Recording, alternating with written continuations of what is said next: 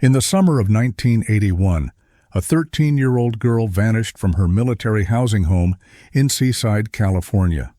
Her parents never reported her missing. For 11 years, almost no one outside the family even knew she was gone.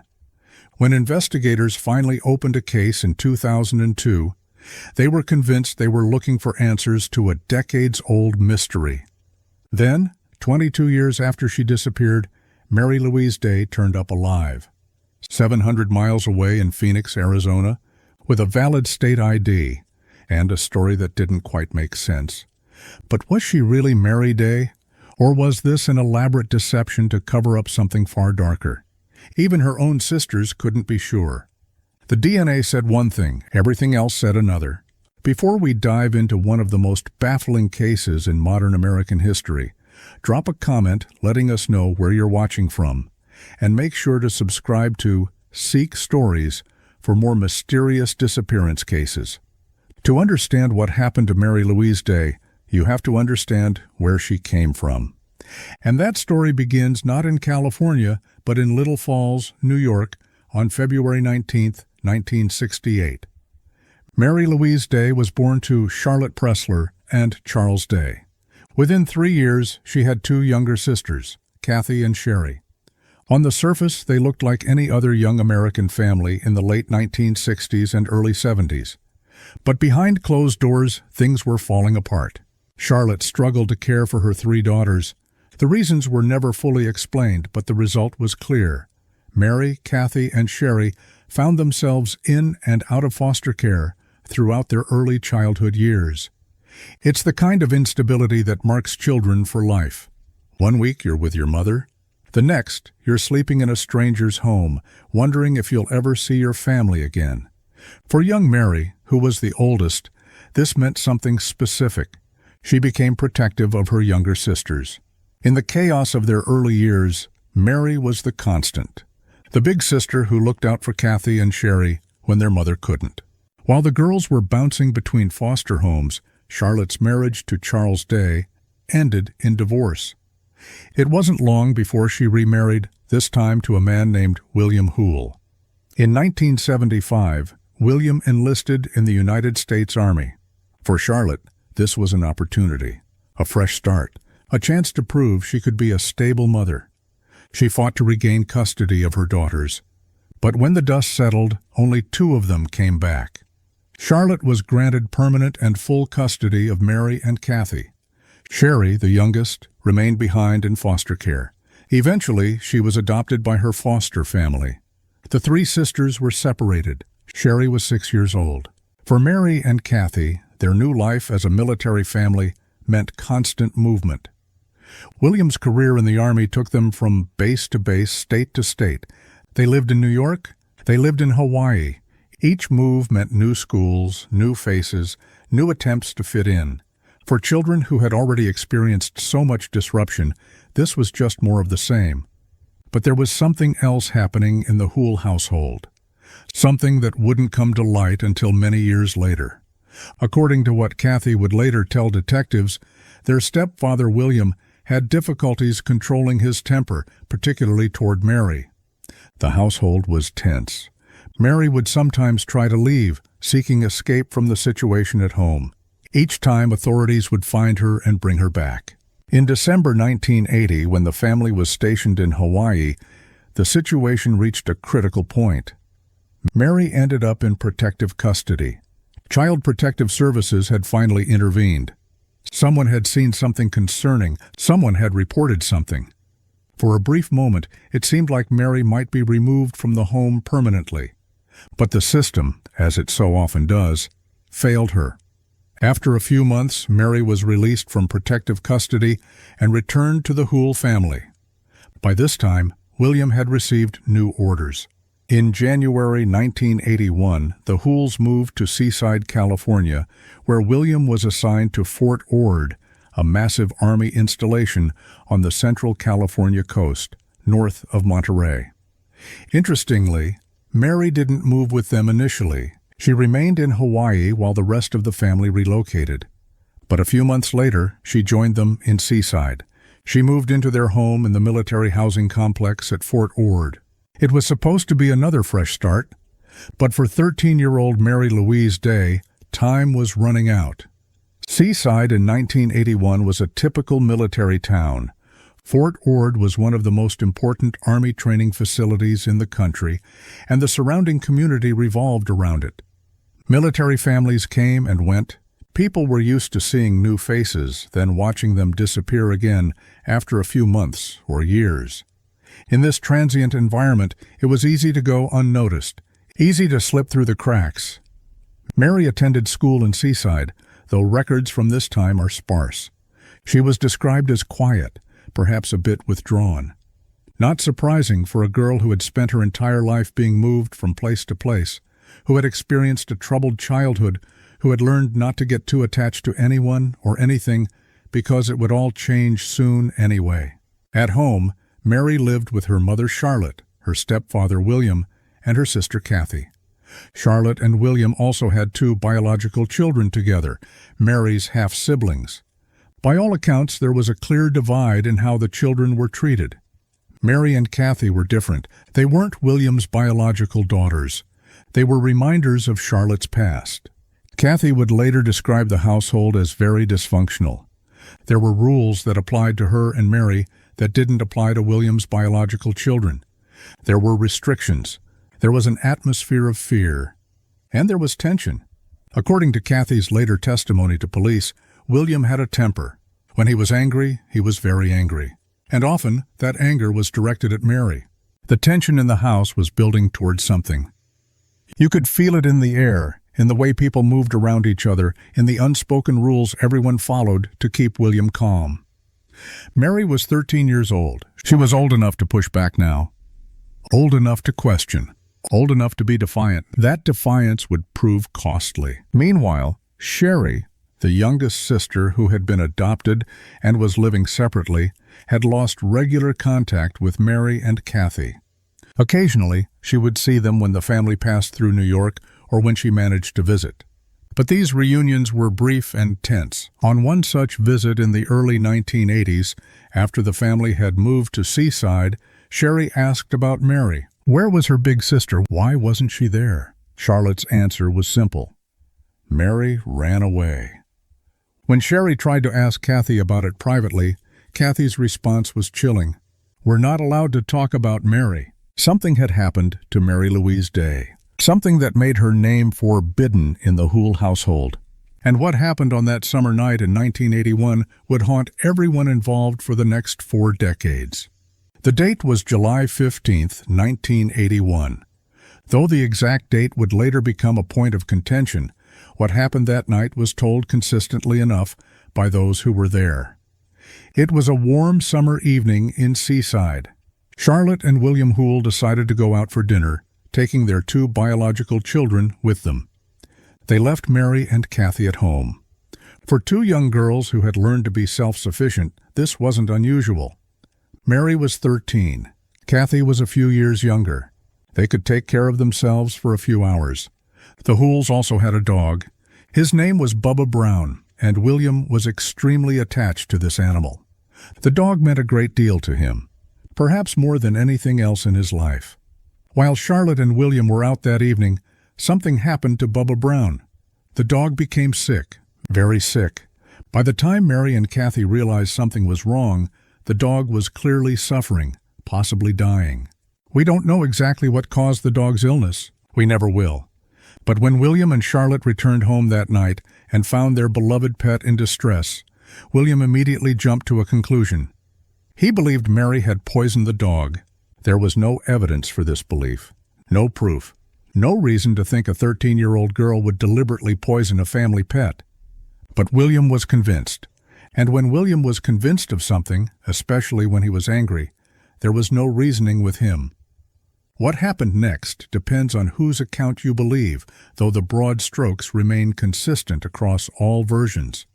William confronted Mary. She denied poisoning the dog. She argued back. She was, as one detective would later describe it, defiant. For William Hoole, this defiance was unacceptable. Charlotte told Kathy to go to her room and close the door. Kathy obeyed, walking down the hallway to her bedroom. But she didn't close the door all the way. Through the crack, she watched what happened next. According to Kathy's testimony to police more than 20 years later, what she witnessed that night was deeply disturbing. She would later describe to Detective Joe Bertina that a physical altercation occurred between William and Mary. The confrontation was serious. Kathy could see that her sister was hurt. The incident went on for some time. Kathy remained in her room, terrified, watching through the partially opened door. She was helpless to intervene. She was just a child herself, and she had learned long ago what happened when you got in William's way. Eventually, Charlotte noticed that Kathy's door wasn't fully closed. She came and shut it firmly. After that, Kathy couldn't see anything, but she could hear sounds that would stay with her forever. Years later, when William Hoole was finally interviewed by police about this night, he would admit that he had been angry, extremely angry. He told detectives that on a scale of 1 to 10, his anger that night was a 15. He acknowledged that he had confronted Mary. He said that she tried to leave the house during their argument, and he stopped her using a restraint hold. A restraint hold on a 13-year-old girl. But then William's story became strange. He told police that he didn't remember everything that happened after that. He said his wife, Charlotte, later told him that during the confrontation, she had seen Satan in his eyes, as if something demonic had taken over. William told investigators that while he didn't believe he had harmed Mary that night, he couldn't be certain. Maybe, he suggested, something had happened that he couldn't remember. It was a bizarre statement, an almost confession wrapped in supernatural deflection. The kind of thing that makes law enforcement officers' instincts tell them that something terrible happened here. But whatever happened in that house on July 15, 1981, one thing was certain. The next morning, Mary Louise Day was gone. Kathy woke up and Mary wasn't there. Her bed was empty. Her things were still in the house, but she was nowhere to be found. Kathy asked her mother the question any child would ask, "Where's Mary?" Charlotte's response was matter-of-fact, cold even. Mary ran away. We're not going to talk about her anymore. That was it. No searching, no calling Mary's friends, no filing a missing person report, no panic, no desperate attempts to find a 13-year-old girl who had supposedly run away in the middle of the night. Just silence. The Hoole family moved on as if Mary had never existed. In the days and weeks that followed, life in the Hoole household continued with an eerie sense of normalcy. They didn't search for Mary. They didn't put up flyers. They didn't contact authorities. They simply erased her from their daily lives. Kathy was forbidden from mentioning her sister's name. When she asked questions, she was shut down. When she showed concern, she was told to forget about it. The message was clear. Mary was gone, and they would not discuss what happened to her. This enforced silence created a prison of its own for Kathy.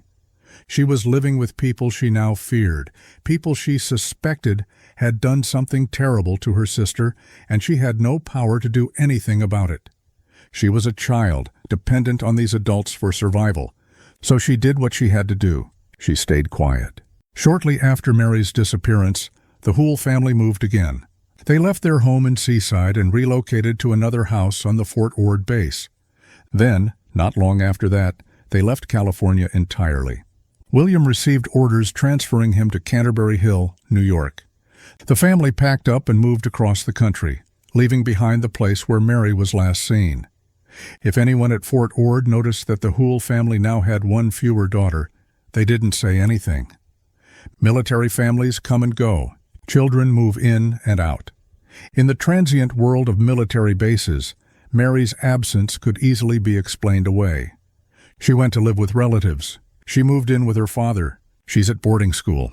Nobody asked too many questions. Meanwhile, Sherry, the youngest sister living with her adoptive family, had no idea that anything was wrong. She hadn't seen Mary in a while, but that wasn't unusual given their separated family situation.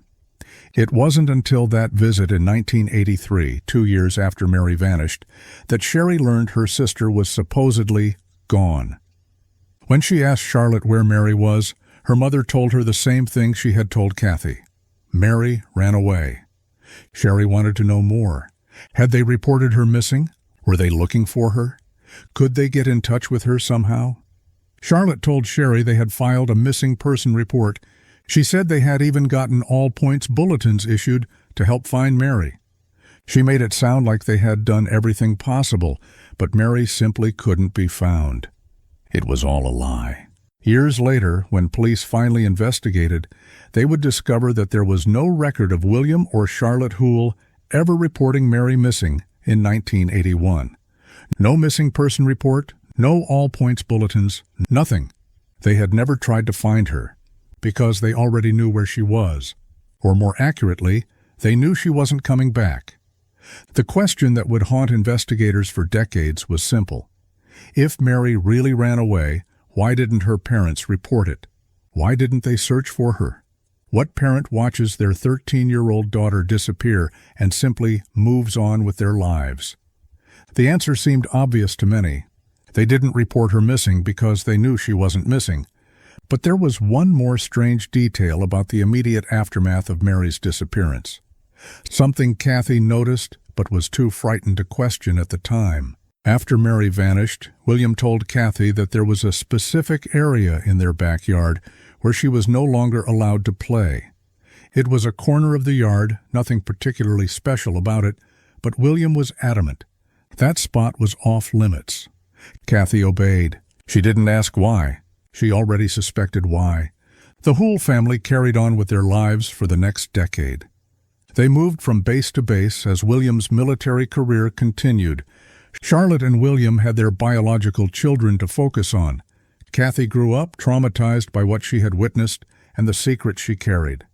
Sherry, living separately, wondered occasionally about the sister who had run away, but had little contact with the Hoole family to pursue answers. And Mary? Officially, she simply didn't exist. No one was looking for her. No case file had been opened. Her name wasn't in any database of missing children. For 11 years, Mary Louise Day was erased from the world. Then Sherry decided to do something about it. What Sherry discovered when she started asking questions would pull back the curtain on a family's dark secret. And it would launch an investigation into what really happened on that July night in 1981. But the truth, when it finally emerged, would be stranger than anyone could have imagined. By 1992, Sherry Calgaro was an adult. She had built her own life, separate from the chaos of her childhood. But she had never forgotten about her oldest sister, Mary. The story about Mary running away had never sat right with her. Something about it felt wrong. So Sherry made a decision. She filed a missing persons report with the Fort Ord Military Police. It was the first official report of Mary's disappearance, 11 years after she vanished. The response from authorities was underwhelming. By 1992, Fort Ord was already in the process of being decommissioned. The massive base that had once been a cornerstone of Army training was shutting down. Resources were limited. Cold cases weren't a priority. Sherry received a postcard stating that police had conducted a records search and no information was found. Case closed. But Sherry didn't give up. In late 1999, she sent information about Mary and a photograph to the National Center for Missing and Exploited Children. The organization created an age-progressed image showing what Mary might look like at age 31. Still, no official investigation was opened. Everything changed in 2002. Fort Ord was being officially shut down, and as part of the closure process, all cold cases were being reviewed. Mary's case came across someone's desk, and this time it got attention. Detective Joe Bertina of the Seaside Police Department was assigned to lead the investigation. He started by doing what any good detective does, talking to the family. He tracked down Kathy Pires, Mary's middle sister. Kathy was now an adult with children of her own, and for the first time in her life, she was ready to tell someone what she had witnessed on that night in July 1981. Kathy told Bertina about the sick dog, about William's rage, about being sent to her room, about watching through the crack in the door as a serious confrontation occurred between her stepfather and Mary, about witnessing the altercation, about waking up the next morning and being told Mary had run away and that they would never speak of her again. She told him about the forbidden area in the backyard. Bertina listened carefully. Everything Kathy described pointed to one conclusion. Mary Louise Day had been involved in a serious incident that night. Very likely something terrible had happened. And based on William's unusual restrictions about the backyard, investigators began to form theories about what might have occurred. The next step was to interview Charlotte and William Hoole. By 2003, they were living in Kansas. Local police conducted the interviews on behalf of the Seaside investigators. Charlotte's interview was frustrating. She claimed not to remember many details about Mary's disappearance. She maintained the story that Mary had run away. She admitted that maybe she and William should have done more to find her, but she insisted they had filed a runaway report with the Salinas Police Department. When investigators checked, they found no record of any such report. Charlotte was lying. William's interview was more revealing and far more disturbing. He acknowledged the confrontation with Mary. He admitted to using a restraint hold on her. He talked about his rage being at a 15 on a scale of 1 to 10. And then he made that strange statement about Satan being in his eyes, about possibly not remembering everything he had done. To Detective Bertina and Police Chief Steve Cercone, William's words sounded like a confession, wrapped in plausible deniability. He was telling them, in so many words, that he might have done something he couldn't recall, but he was framing it in a way that gave him an out. The demon made me do it. I don't remember. It was time to search the old Hoole property in Seaside. In 2003, more than 20 years after Mary's disappearance, Detective Bertina brought Kathy back to the house where she had spent that terrible night. The home was no longer military housing. New people lived there now. But Kathy remembered exactly which house it was. She walked into the backyard and pointed to a specific corner. "That spot," she said. "That's where William told her never to play." Bertina and Chief Cercone brought in a team of cadaver dog handlers from the Bay Area. They brought 4 separate dogs, each trained to detect the scent of human remains. To ensure accuracy, each dog was brought to the property separately, without knowing where the other dogs had alerted. All 4 dogs alerted to the exact same corner of the backyard, the same spot Kathy had identified. A forensic team was called in. They began to dig. The first item they found was a small child's shoe, a canvas sneaker, the kind a 13-year-old girl might wear. Then they found a teddy bear. Then a belt buckle. These were items consistent with what a young girl might own. They suggested that something significant had been buried in this location. The cadaver dogs had detected decomposition, the scent signature of human remains. But there was no body. They kept digging, expanding the area, going deeper into the soil. Days turned into weeks. The excavation continued. Nothing. No skeletal remains. No forensic evidence that Mary's body had ever been buried there. It was possible, investigators theorized, that remains had been moved. Maybe something had been buried there initially, then relocated when the family moved to their second house on Fort Ord. That would explain the cadaver dog's alerts without the presence of remains. Chief Steve Cercone had seen a lot in his career, but this case was unlike anything he had encountered. "I've never seen a case like this," he would later say. At this point, in the spring of 2003, investigators were convinced they were building a serious case. They had Kathy's eyewitness testimony of the confrontation. They had William's peculiar statements. They had the cadaver dog alerts. They had evidence that the Hooles had never reported Mary missing, despite their claims otherwise. The case seemed clear. William Hoole had been involved in a serious incident with his 13-year-old stepdaughter in a fit of rage on July 15, 1981. Charlotte likely knew what happened and helped cover it up. Together, they had possibly buried something somewhere on the Fort Ord base, moving it when they changed houses. All that was missing was physical evidence. Then, on November 25, 2003, everything changed. Phoenix police conducted a routine traffic stop. A pickup truck was pulled over for having stolen license plates. When officers approached the vehicle and asked for identification from the passengers, one woman handed over an Arizona state ID card. The name on the card, Mary Louise Day. The birth date matched. The details matched.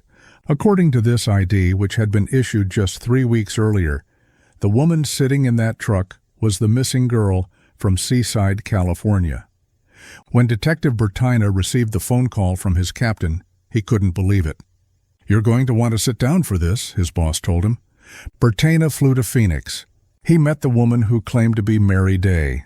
He looked at her face, comparing it to the old photos from 1981. It looked like it could be her, older, weathered, with a life of hardship evident in her features. But it could be her. Chief Carcone was stunned. "Wait a minute," he said. "All these years, bits of circumstantial evidence. The father almost confessing to something. Almost confessing to a terrible incident involving a little girl. And now, here was this woman 700 miles away with a valid Arizona state ID. The timing was suspicious. 7 months after police interviewed Charlotte and William in Kansas, pressing them about Mary's disappearance, suddenly a woman appears with Mary's identity. Investigators had a new theory. This was an imposter. Someone Charlotte and William had found to pose as Mary to avoid prosecution for what was really an incident that took place back in '81. Detective Bertina brought the woman in for questioning. She claimed she was Mary Day. She said she had run away from home in 1981 to escape the troubled situation with Charlotte and William. She said she had been living on the streets, moving from place to place, surviving however she could for the past 22 years. But there were problems with her story. First, she had a thick Southern accent. Mary Day, who had grown up in New York, Hawaii, and California, did not have a Southern accent. Second, she seemed unable or unwilling to provide specific, coherent details about what had happened to her over the past 2 decades. Her story was vague, full of gaps, inconsistent. Third, the Arizona ID had been issued just 3 weeks before her traffic stop, right around the time the Hools were being questioned by police. Too convenient. Investigators were skeptical. This didn't feel right. But they needed proof. So they ordered DNA testing. The DNA sample from the woman in Phoenix was compared to a DNA sample from Charlotte Hool. The results came back. The woman was a biological child of Charlotte's. The investigation into Mary's disappearance was officially closed. The case was solved. Mary wasn't missing. She had run away, just like Charlotte had said all along. Against all odds, she had survived 22 years on her own and was now found. Detective Bertina had no choice but to accept the results. The woman in Phoenix was, genetically speaking, Mary Louise Day. Sherry Calgaro invited Mary to come live with her family in North Carolina. After decades apart, the 3 sisters were reunited, Sherry, Kathy, and Mary. It should have been a happy ending. It wasn't. Because almost immediately, Sherry and Kathy began to have doubts, serious doubts. This woman might share Mary's DNA, but was she really their sister? Or was something far more sinister going on? The more time they spent with her, the more convinced they became that the truth was still hidden. When the woman from Phoenix moved in with Sherry Calgaro in North Carolina in 2004, Sherry wanted desperately to believe this was her long-lost sister. The DNA said it was. The authorities said the case was closed. After years of searching, Mary was home. But within days, the doubts began. The Southern accent was the first thing. It was thick, unmistakable. Sherry had grown up with Mary. Even though they were separated when Sherry was 6, she remembered her sister's voice. Mary didn't sound like this, and there was no explanation for why someone who had grown up in the Northeast in California would develop such a pronounced Southern drawl. Then there were the behavioral issues. The woman who called herself Mary was volatile, unpredictable. She had severe problems with alcohol. She would have explosive outbursts, sometimes aggressive. Once she threw a beer bottle at Sherry's head. Another time she tried to physically confront Sherry, screaming in a way that terrified everyone in the house. Sherry would later describe it as something out of a horror movie. Like The Exorcist, she said. The woman stayed with Sherry for about a year. During that time, Sherry discovered magazines in her room addressed to someone named Monica Devereaux. When asked about it, the woman had vague explanations. She had used different names over the years. She had lived under aliases. It was all part of surviving on the streets. But why keep using those aliases now? Why receive mail under a different name when you were supposedly reclaiming your real identity? Kathy had her own reasons for doubt. She tried to connect with this woman as her sister, to find shared memories, shared experiences that would confirm this was really Mary. She brought up their biological father, Charles Day, who had left them an inheritance. Mary and Kathy had created a code word for this money when they were children, Mohawk. It was their secret escape plan. Once they turned 18 and could access the money, they would use it to get away from William and Charlotte. The woman from Phoenix didn't remember any of this. No memory of the inheritance, no memory of the code word Mohawk, no recognition when Kathy brought it up. How could Mary forget something so significant? The inheritance, the code word, the escape plan they had dreamed about as children? Kathy became convinced this was not her sister, but the DNA didn't lie. Or did it? In 2008, investigators got another break in the case, though it would only deepen the mystery rather than solve it. Cadaver dogs were working on an unrelated matter at Fort Ord, searching various properties across the former base. When they passed by a second home where the Hoole family had lived, the home they moved to shortly after Mary disappeared, the dogs alerted. Once again, the scent of human decomposition. Chief Garcone was called in. "You'll never believe who lived in this house," the handler told him. "William Hoole and his family." So something had been moved. That was the theory now. Something had been buried in the backyard of the first house, then dug up and reburied when the family moved to the second house. It would explain the cadaver dog alerts at both locations without finding remains at the first site. Excavation began again, and again they found nothing. Was something moved twice? Garcone wondered. Was this mystery from 1981 connected to two different locations? It seemed impossible, yet the dogs didn't lie. They had alerted to the scent of human remains at two separate locations, both connected to the Hoole family. A retired homicide detective named Mark Clark was brought onto the case. Clark reviewed all the evidence, Kathy's testimony, William's strange statements, the cadaver dog alerts, the suspicious timing of Phoenix Mary's appearance, her southern accent, her inability to remember key details. Clark developed a theory. He believed Phoenix Mary was an imposter, specifically a secret half-sister that Charlotte had from an extramarital affair. Clark found circumstantial evidence that Charlotte had been involved in affairs during her various marriages and had possibly become pregnant from those affairs. His theory went like this. When Charlotte and William realized police were building a case against them in 2003, they reached out to this secret daughter, this half-sister no one knew about, and convinced her to assume Mary's identity. They gave her Mary's birth certificate and social security card, documents they would have kept all these years. They coached her on basic details, and they sent her to Phoenix to get an Arizona ID. The timing fit. The DNA would match because she was Charlotte's daughter. The southern accent could be explained if this woman had grown up in the South. The memory gaps made sense because she wasn't actually Mary. It was an elaborate plot to avoid serious legal consequences. Clark presented his theory to other investigators. Some found it compelling, others thought it was too far-fetched. How would Charlotte and William even know where to find this secret daughter after all these years? How would they convince her to participate in such a scheme? But Clark remained convinced.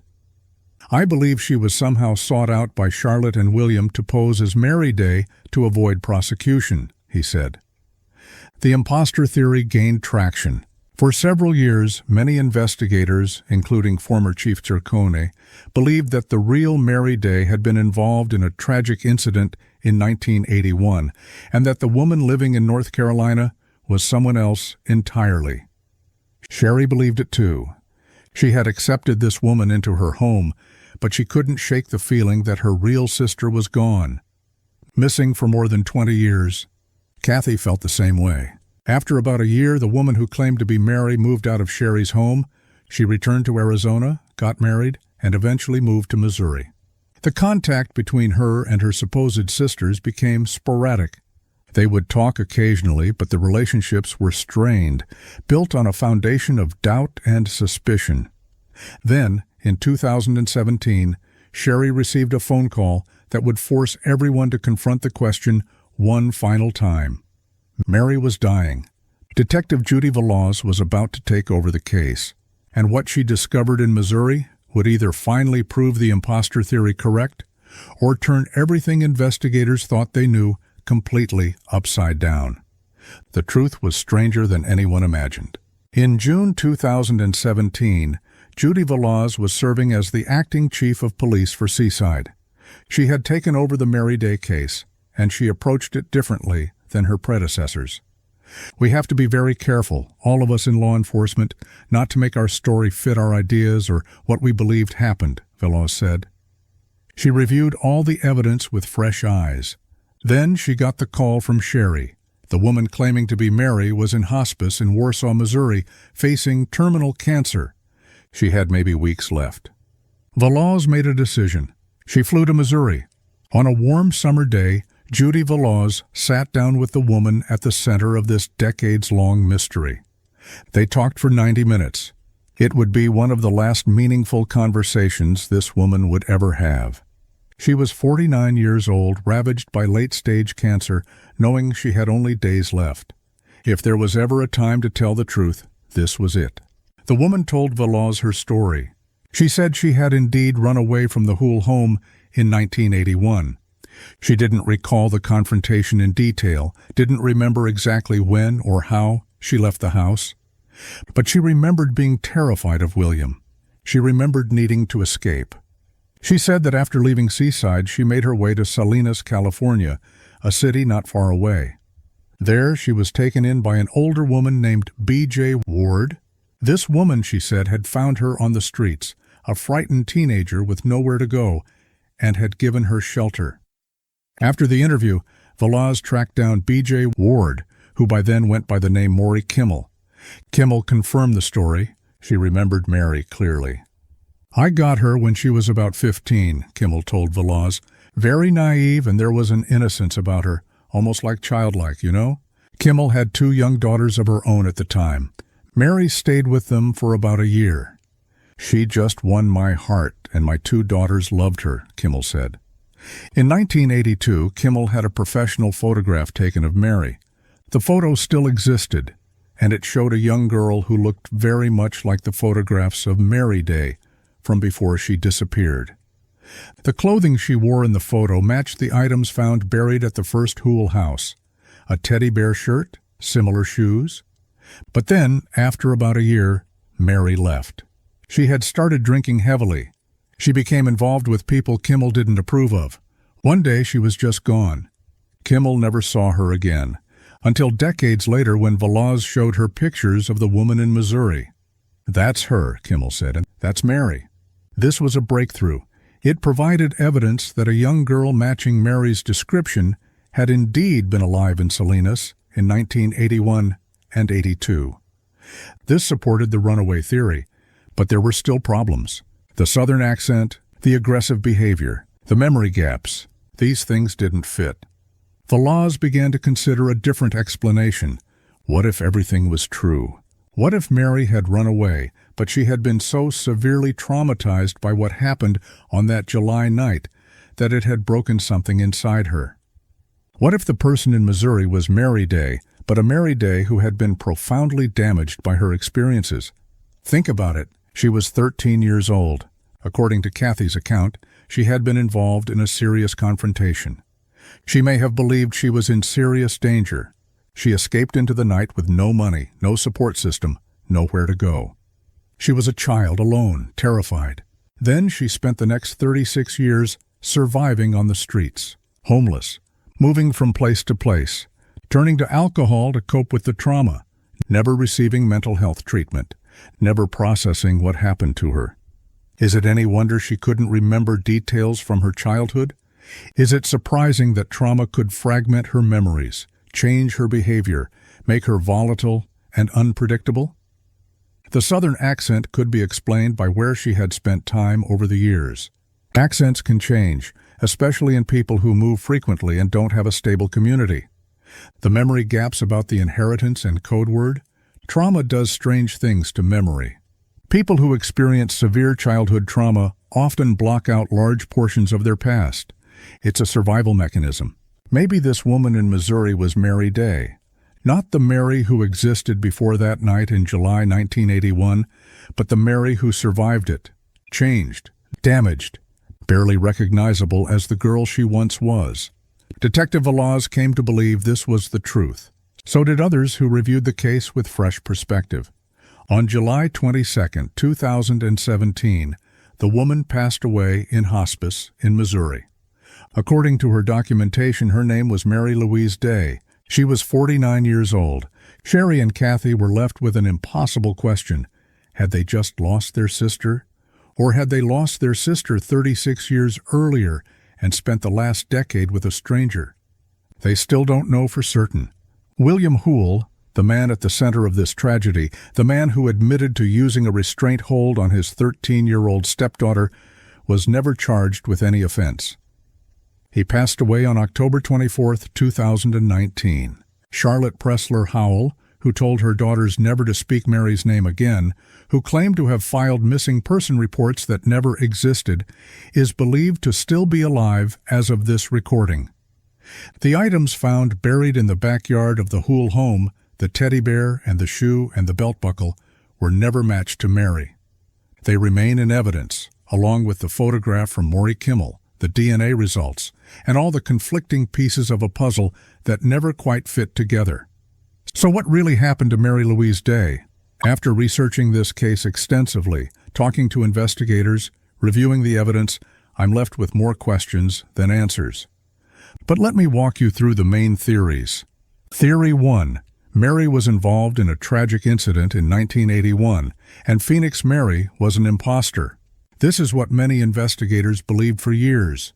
The evidence supporting this theory is compelling. William's strange statements, his comments about not remembering what he did, about Satan being in his eyes. Kathy's eyewitness testimony of the serious confrontation. The cadaver dogs alerting at 2 separate Hoole properties. The suspicious timing of Phoenix Mary appearing just months after police questioned Charlotte and William. The southern accent, the memory gaps, the aggressive behavior that seemed inconsistent with the real Mary. Under this theory, Charlotte had a secret daughter from an affair, someone who grew up in the South, and they convinced her to assume Mary's identity to avoid legal consequences. The DNA matched because she was Charlotte's biological child. It's elaborate, it's dark, but is it possible? Maybe. Theory 2. Mary ran away and survived, but was so traumatized that she became a different person. This is what Detective Velaz came to believe. The evidence here includes the testimony of Maury Kimmel, who sheltered a girl matching Mary's description in Salinas in the early 1980s. The photograph from that time, the DNA match, the woman's own consistent claims that she was Mary Day, the fact that she maintained this identity even at the end of her life, when there was no reason left to deceive anyone. Under this theory, Mary did escape that night.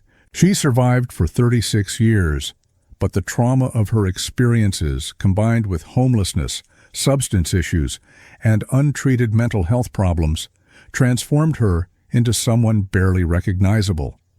The accent changed because she spent years in different regions. The memories faded because trauma doesn't preserve childhood details the way normal memory does. It's heartbreaking. But is it true? Maybe. Theory 3, something in between. Maybe Mary ran away that night. Maybe she did survive initially.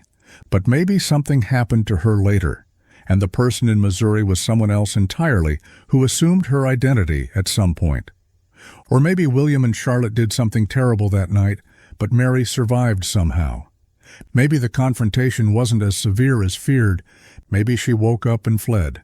It sounds unlikely, but stranger things have happened.